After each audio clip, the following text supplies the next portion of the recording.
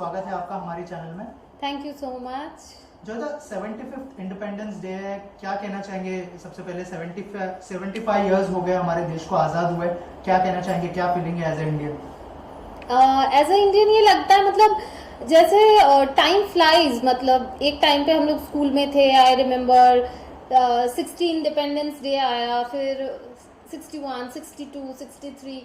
तो मुझे ऐसा लग रहा है जैसे जैसे मैं बड़ी हो रही हूँ, मेरा भाई बड़ा हो रहा है, मेरे फ्रेंड्स के एज धीरे धीरे बढ़ रहा है, वैसा हमारा कंट्री का जो इंडिपेंडेंस है उसका टाइम भी बढ़ रहा है। और things are changing for good.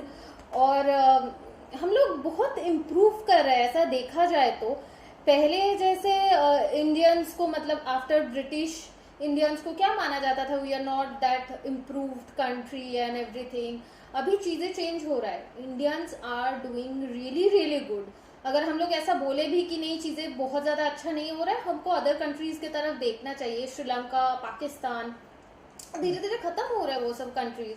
हम लोग इंडिपेंडेंस के बाद हम लोगों ने अपने आप को धीरे धीरे धीरे स्लोली बट स्टेडी हम लोगों ने अपने आप को ग्रो किया है and we are a strong country now. आप देख सकते हो कि यूएस एंड रशिया सारे कंट्रीज हमें आज एक स्ट्रॉन्ग कंट्री की तरफ से मानते हैं, हमारा ओपिनियन लेते हैं। And Modi ji is also very powerful, not among India, I am talking about internationally. सब उनको जितना रेस्पेक्ट देते हैं, उनको मानते हैं, उनका राय लिया जाता है। So it's not easy and obviously हमको और भी इम्प्रूव करना है आगे technologically and in every way.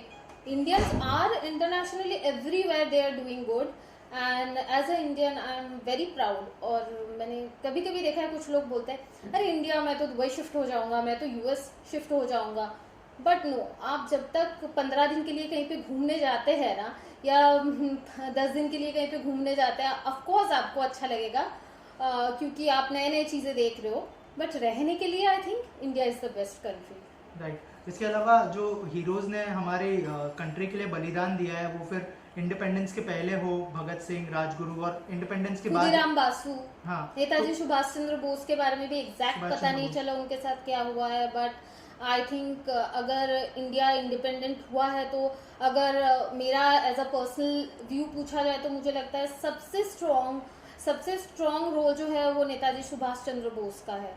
Right. तो ये इन जो हीरोज है उनका बहुत ही बड़ा रोल है हमारे देश को इंडिपेंडेंस करने में। तो आज के दिन पे क्या क्या कहना चाहेंगे उनके बारे में आप? उनके बारे में जितना भी कहा जाए एक्चुअली वो कम होगा। जस्ट मुझे ऐसा लगता है हम लोग जब स्कूल में पढ़ते थे नेताजी सुभाष चंद्र के बारे में पढ़ते थे और खुदीराम बासु के बारे में पढ़ते थे। As I am from Bengal, मुझे बंगाल के बहुत सारे हीरोज के बारे में पता है। तो जब पढ़ते थे ना तो इतना तब हम लोग पढ़ते थे एज अ चैप्टर। बट होता है ना टाइम के साथ साथ जब मेच्योरिटी आया तब उनका एग्जैक्टली कंट्री के लिए प्यार जो है, जिसके लिए मतलब for their life is nothing in front of country, for them like country is everything. वो जो चीज़ है जितने बड़े होते हैं हम लोग आई थिंक वी रियलाइज, और उनके बारे में जितना भी बोला जाए कम है। बट जितने भी बच्चे हैं उनको ना पता होना चाहिए उनके बारे में, मुझे इतना ही लगता है, और हमें उनको याद रखना चाहिए। That's it. और 75th इंडिपेंडेंस डे के मौके पर जो स्पोर्ट्स पर्सन्स ने जो गिफ्ट दिया है हमारे देश को, जो इतने सारे मेडल्स और इतने सारे जो गोल्ड सिल्वर मेडल इतने सारे जो लाके दिए, क्या कहना चाहेंगे उस बारे में? उसको लेके कितना प्राउड फील करती है as Indian? They all are doing like extremely well because हम लोग एक्टिंग कर रहे हैं या कुछ भी कर रहे हैं, मतलब कोई इंसान, कोई इंजीनियर, कोई डॉक्टर, कोई काम कर रहा है, हर काम को रेस्पेक्ट करना चाहिए और हमारे सोसाइटी के लिए ज़रूरत है। बट इनका क्या होता है कि ये इंटरनेशनली जाके जब इंडिया को प्राउड फील कराया जाता है, कुछ पहले क्या माना जाता था, अगर आप एथलीट हो तो you know South Africans are very strong physically. हाँ, if someone is from US और यूरोप, उनको फैसिलिटीज बहुत ज़्यादा मिलता था, एडवांस टेक्नोलॉजीज जो आता था, कोई भी स्पोर्ट्स के लिए, गेम के लिए कैसे खेला जाता था उनको पता चलता था।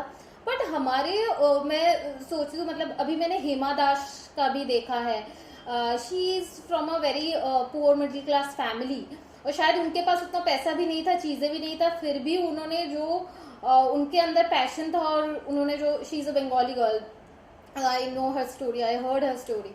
तो ये सब चीज इतना ज्यादा नहीं है, फिर भी उन्होंने इंटरनेशनली जो कंट्री को रिप्रेजेंट किया, और ये बहुत बड़ी बात है I think, to make us feel proud right internationally.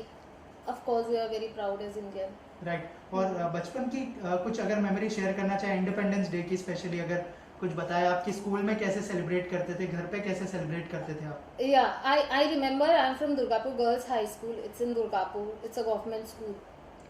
तो इंडिपेंडेंस डे के दिन पहले तो हमारा बहुत पहले से प्रैक्टिस होता था पीटी के लिए, और कुछ I was not a good dancer, मुझे स्कूल में डांस ग्रुप से निकाल दिया गया था because I was not that good, but we use to do PTs and everything. फिर जो फाइनल पीटी का जो डे रहता था वो 15 अगस्त होता था, और पीटी के बाद फ्लैग होस्टिंग के बाद हम लोग, और भी जो नेशनल एंथम बजता था उसके बाद हम लोगों को बहुत सारा एक टिफिन बॉक्स टाइप मिलता था, बॉक्स में उसमें लड्डू और बहुत सारा खाना होता था, स्वीट समोसा ये सब स्कूल में। That's a nice memory. Right. Lastly Joita, कोई गाना अगर गुनगुनाना चाहे आप इंडिपेंडेंस डे के खास मौके पर? नहीं, ऐसे बहुत सारा गाना है, I am not a singer, but I like that song ए वतन वतन आज़ाद रहे तू, that is like one of my favourite song, और मैं 15 अगस्त को सुनती हूँ। राइट। लास्टली प्रोफेशनल फ्रंट में अगर कुछ बताना चाहे, any of your upcoming project you would like to share with us? I just yesterday only मैंने वूट के लिए एक लुक टेस्ट किया है, तो वूट और कलर्स में आएगा वो शो, तो होप फॉर द बेस्ट।